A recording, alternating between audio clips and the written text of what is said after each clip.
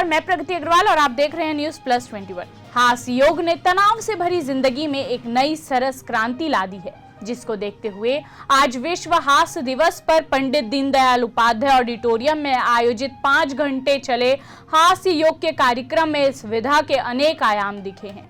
गुढ़ियारी में हास्य योग के केंद्र का संचालन करने वाले हास्य योग आइकॉन मूलचंद्र शर्मा को बड़ा मंच देकर उनकी हास्य के माध्यम से योग कला को लोगों तक पहुंचाने का प्रयास किया जा रहा है। वहीं छत्तीसगढ़ी गाने में समाहित प्रदेश की संस्कृति से ओतप्रोत राजू शर्मा द्वारा प्रस्तुत जीवन प्रस्तुति ने सबका मन मोह लिया। इसी तरह के ऐसे अनेक कार्यक्रम जो नृत्य और संगीत के माध्यम से प्रस्तुत किए गए, जिसमें योग का बोध होता है।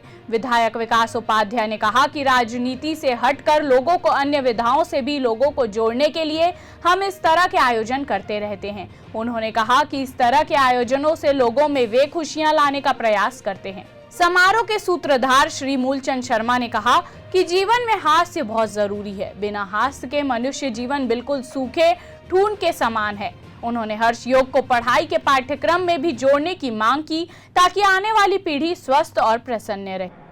पूरे विश्व में विश्व हास्य दिवस आयोजित किया जा रहा है। मई का पहला रविवार जो होता है उसको विश्व हास्य दिवस के रूप में मनाया जाता है। उसी उपलक्ष्य में आज यहाँ पर हम हमारी जितनी हास्य योग केंद्र की जो संस्थाएं हैं, 12 संस्थाएं, वो सब संस्थाएं मिलके और यहाँ पर हम कार्यक्रम आयोजित किए हैं, ताकि जन जन तक ये संदेश पहुँचे कि ये भी योग की एक विधा है और योग के साथ साथ हास्य योग जब हम करेंगे तो हेल्थ एंड हैप्पीनेस दोनों कार्यक्रम होगा। लेकिन यदि हमारा मन यदि खुश नहीं है तो मन की खुराक है हंसी। और सुबह सुबह हास्य के साथ साथ हमारी एक्सरसाइजेज होती है। 1 घंटे की क्लासेस लगती है, जहां सभी क्लासें हमारी निःशुल्क लगती है। रायपुर में अभी 12 क्लासेस चल रही है, जहां लगभग 700-800 लोग हमारे क्लबों से जुड़े हुए हैं।